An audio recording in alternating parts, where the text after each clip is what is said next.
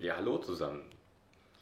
Ich habe gerade meine 13. Sun-Gazing-Minute frisch hinter mir und wollte mal so ein bisschen berichten, was man denn dabei so erleben kann und was Sun-Gazing überhaupt so ein bisschen bewirken soll. Ihr findet alles auch auf sungazing.de, alle Informationen, wie das Ganze funktioniert, woher es kommt und so weiter. Das möchte ich hier gar nicht groß erklären, sondern mehr so einen Erfahrungsbericht mal live hin und wieder mal aufnehmen für euch, um das zu verfolgen. Ich habe schon vor längerer Zeit angefangen. Das ist jetzt schon 4, 5 Monate bestimmt her. Meine Taktik ist, dass ich wirklich schaue, dass ich morgens den Wecker stelle bei Sonnenaufgang und sehe, ob ich dann Sonne erwische oder nicht. Und wenn nicht, dann habe ich abends noch eine zweite Chance. Und so kann man sich, gerade in Deutschland bei dem deutschen Wetter, die Chance sich deutlich erhöhen, dass man möglichst schnell die 10 Sekunden addieren kann, um zum Ende zu kommen und da nicht irgendwie 3, 4 Jahre draus zu machen, weil wir sind hier nicht so gesegnet mit einem schönen Strand Richtung Osten oder Westen oder wie in Indien zum Beispiel. Braucht ein bisschen Einsatz manchmal. Bin auch noch barfuß, weil ich gerade zur Tür reinkomme. Wie gesagt, ganz frisch die 13. Minute von insgesamt dann 44 Mal.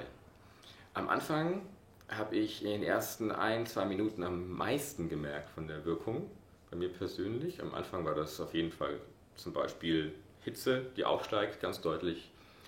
Auf viel Zwinkern und Tränen in den Augen, was deutlich wenig geworden ist. Das war am Anfang wesentlich mehr.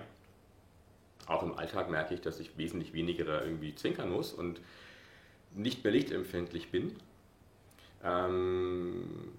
Auch tagsüber bei der normalen strahlenden Sonne, mittags und so weiter.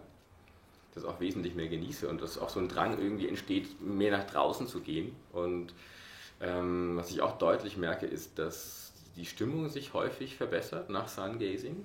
Schon währenddessen teilweise schon. Also wenn man zum Beispiel, wenn ich müde bin oder mal nicht so gut drauf bin, kommt das dann schon gerne vor, dass ich das Sungazing mache und dann das einfach weg ist.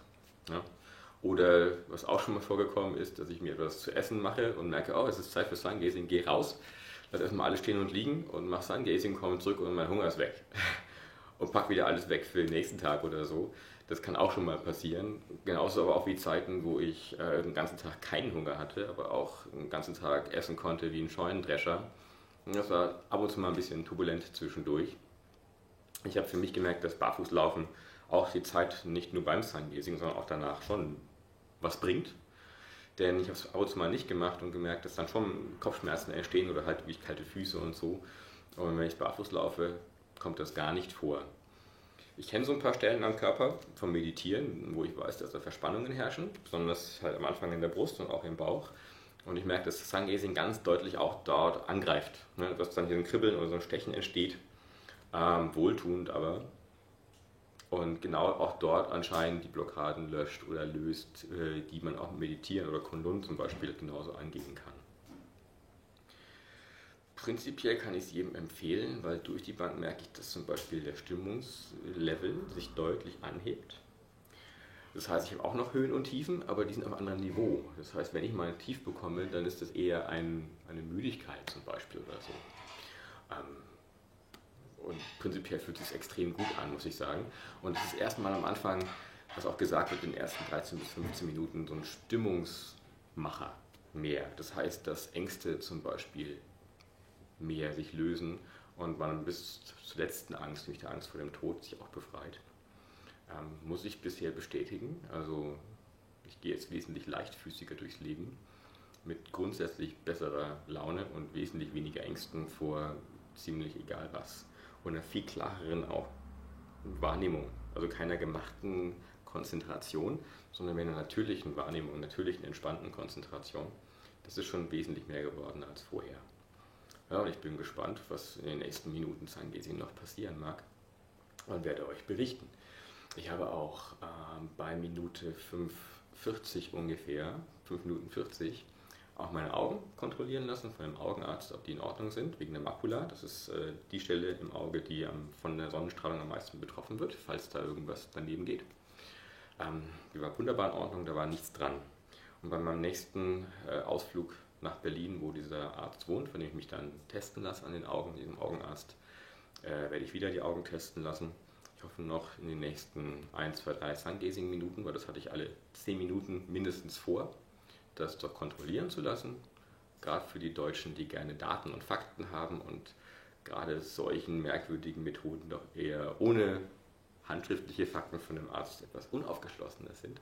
Auch dafür. Aber auch für meine Augen, weil ich mag sie und ich habe nur zwei.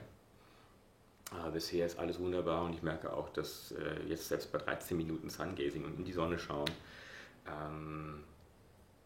dass dann kein Fehler in den Augen plötzlich passiert, dass ich irgendwie Flecken sehe oder irgendwie so Rot-Grün irgendwie Probleme macht zum Beispiel oder Helligkeiten Probleme machen. Ganz im Gegenteil ist der Fall.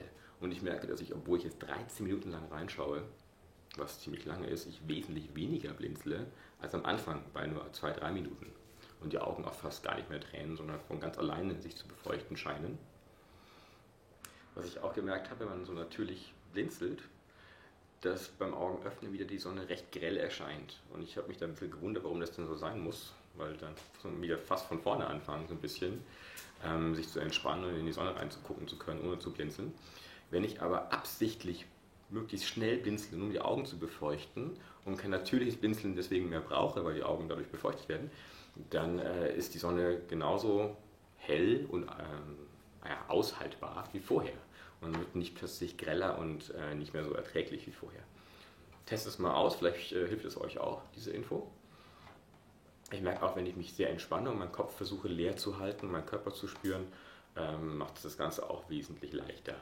Auch mit dem Lächeln und einem geraden Rücken und geraden Nacken merke ich deutlich, dass dann doch einiges sich löst.